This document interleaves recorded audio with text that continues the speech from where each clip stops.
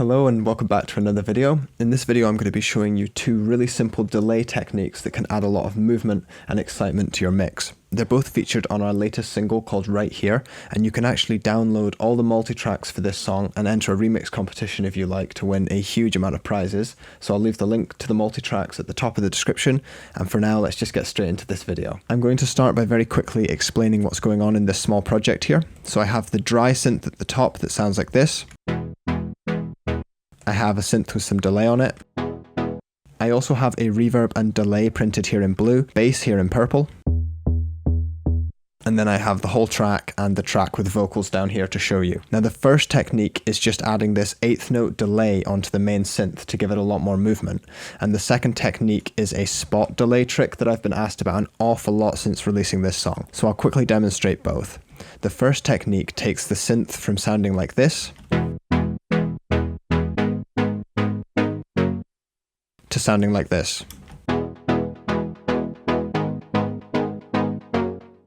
And the second technique focuses on the transition into the second half of the chorus, where it goes from sounding like this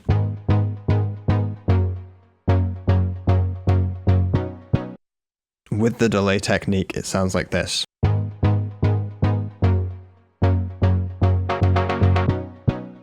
So there's this small spot delay that sounds like this. That small delay there sort of captures your attention and throws you into the next part of the song. I'll talk more about the spot delay in a minute because I know that's the one people have been asking about, but let's just start with the 8th note delay. So the original synth in the song sounded a bit like this. The thing that I felt it was missing was sort of like a counter rhythm. It had all the stabs in, but it didn't really have anything answering it. So there's a little bit more of like a question and answer. Each chord stabs, and then you get a chance to sort of pull back up again. So it's sort of stressed on the down, and then you sort of bounce up and down with it. And how this is created is really simple. You just take the main synth, in this case it's on this track here. You can add a delay. I'm going to use Fruity Delay 3, but any delay will work. The first thing to do would be to turn the wet level down quite a lot, because otherwise we're just going to get loads of delays.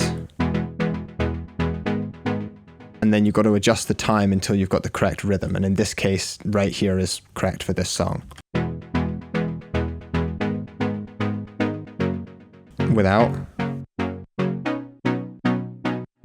With. Now that we have the time and the sort of wet level correct, just adjust the level of the feedback so that you don't get too many delays. If I turn this up, they'll just be repeating forever.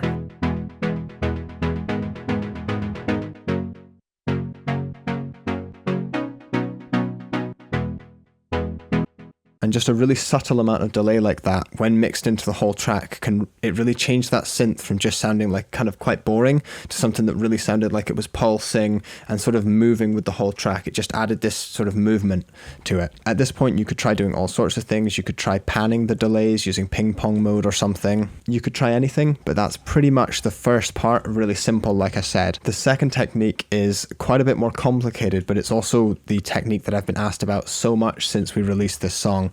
And like I said earlier, it's this little spot delay here.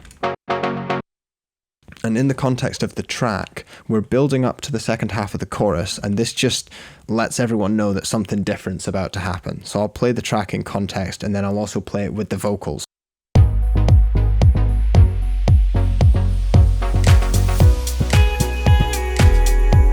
Let's play it with the vocals. Don't you worry, my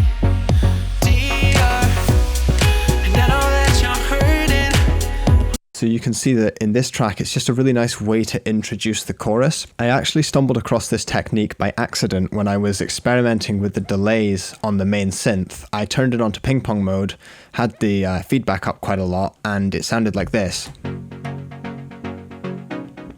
And I just felt that sounded really, really cool, but there was just way too much of it. It was on all the time. So I decided to choose 2 of the chords to delay. I'm going to quickly turn this back to where we had it. Okay, it was roughly there.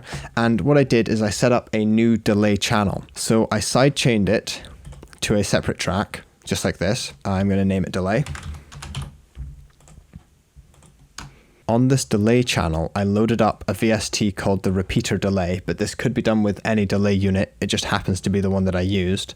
And they were on 1/8 note, just like the last one, and they were on ping pong mode, so jumping from side to side. And I've actually left most of it exactly the same. I didn't filter it. I didn't change the color or the warmth of the sound. If I then turn the amount up into this delay channel through the side chain, you can see that you can select which chords actually end up being delayed. So what I'm going to do is insert a new channel, and I'm going to automate this parameter just here. So I'm going to just add in an automation clip, and then let's pick where we want it to be delayed. So I want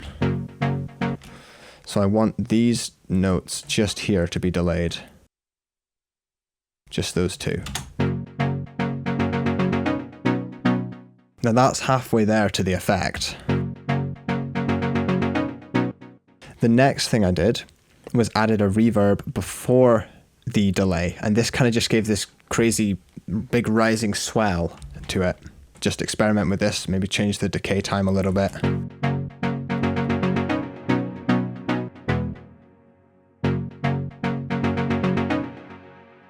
Like that. I also just want to say that when I did this in the other track, I was working with MIDI, so I couldn't actually see the waveforms. I was just going off where the notes were on the piano roll. The next part of this technique involves cutting off the volume when we get to the next bar. So I'm going to just automate the fader this time, and then I'm just going to zoom in, and I'm going to cut away the volume just here. I'm going to hear this with the bass as well. And now we're really getting close. I also experimented with a few other VSTs. One of them is called Pancake 2, and this is an auto panning plugin. So it takes the signal and it pans it from left and to right. And I experimented with a few of the settings here, changing the timing of it so that the delays would jump from the left and to the right. It was quite fiddly to set. If we listen to the effect with this one sort of blended in, it just adds a little bit more right to left movement. Another thing that I tried experimenting with was adding a sort of duck in the volume. So if I add a little duck in here, it sort of changes up the rhythm again. And you can experiment with little things like that, sort of gating effects, just to make yours unique to your song. I'm just going to listen to the one that I have printed from the original song, and I think it sounds a lot more aggressive. So what I would have done afterwards was probably experiment with things like compression and EQ just to make it like really more aggressive, I suppose. I'll try using this mix rack plugin, and I'm going to push some of the sort of higher frequencies up and try to make it just sound a little bit more gritty or aggressive.